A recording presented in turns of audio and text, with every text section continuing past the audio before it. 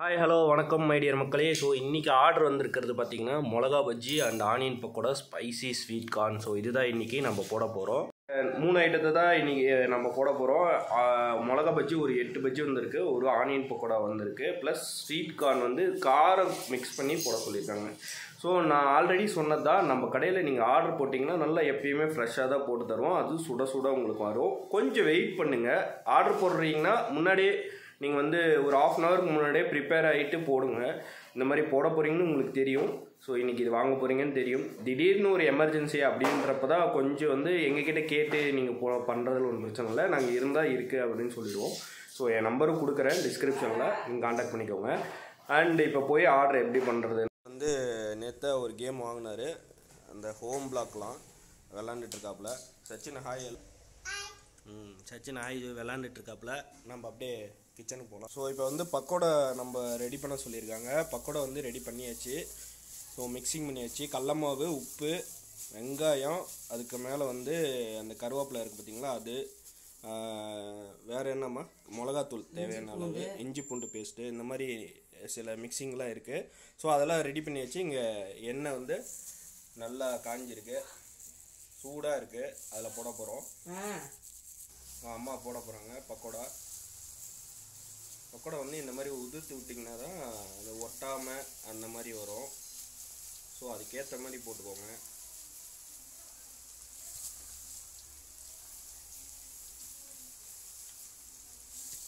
நல்லா சூடாக குக் ஆகும்.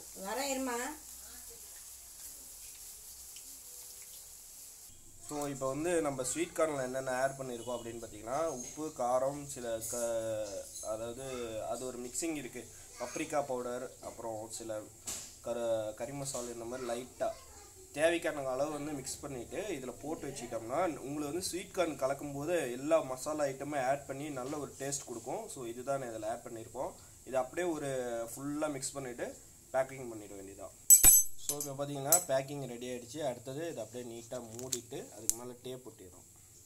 ஸோ பேக்கிங் ரெடி, நீட்டாக மூடி வச்சு நெக்ஸ்ட்டு பக்கோடாக்கு வருவோம். பக்கோடா பார்த்திங்கன்னா நல்லா வெந்துட்டுருக்கு. அவங்க கொடுத்துருக்கிற டைமுக்குள்ளார இதெல்லாம் நம்ம செய்யணும். ஏதாவது பெரிய ஆர்டர்லாம் வந்துச்சுன்னா கொஞ்சம் டைம் சேர்த்து கொடுப்பாங்க, 30 மினிட்ஸு இந்த மாதிரி கொடுப்பாங்க. ஸோ அந்த டைமுக்குள்ளார நம்ம இதெல்லாம் செஞ்சே ஆகணும். இதுதான் இதில் ஒரு பெரிய நம்மளுக்கு ஒரு சவால், அந்த டைமுக்குள்ளார நீட்டாக பண்ணுது. இது பார்த்திங்கன்னா இப்போ பக்கோடா வந்து இந்த பொன்னிறமாக வரணும், இல்லைனா வந்து அது சாப்பிட நல்லா இருக்காது, முருகலாக இருக்கும். மீடியம் ஃப்ளேமில் வச்சு நீட்டாக பக்கோடா வந்து மிக்ஸ் பண்ணுங்கள். இந்த மாதிரி ரொம்பவும் போயிடுச்சுனாலும், ரொம்ப முருகலாக போயிடுச்சுனாலும் டேஸ்ட் நல்லா இருக்காது. மீடியமாகவும் இருக்கணும், முருகலாகவும் இருக்கணும். அந்த பொன்னிறம் வர மாதிரி வச்சு அது அப்பப்போ ஃப்ளேமை திருப்பி விட்டுக்கிட்டே இருந்தோம்னா போதும். சாரி, இதை பக்கோடா.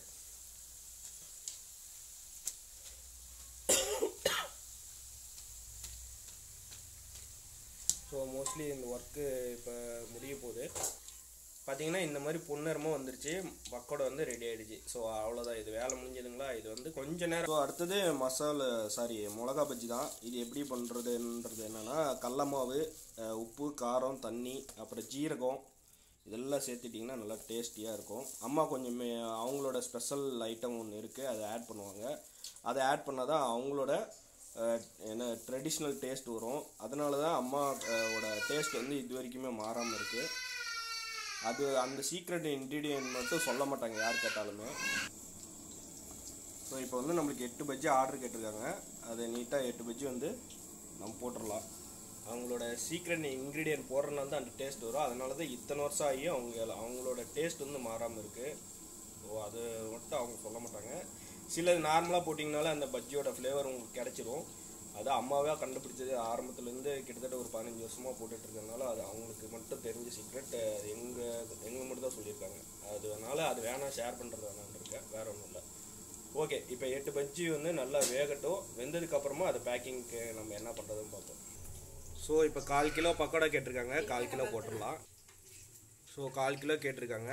ஆனியன் எல்லாமே சேர்த்து போட்டதுனால 300 கிராம்ஸ் எச்சாகவே இருக்குது. அதாவது 50 கிராம்ஸ் எச்சாகவே இருக்குது.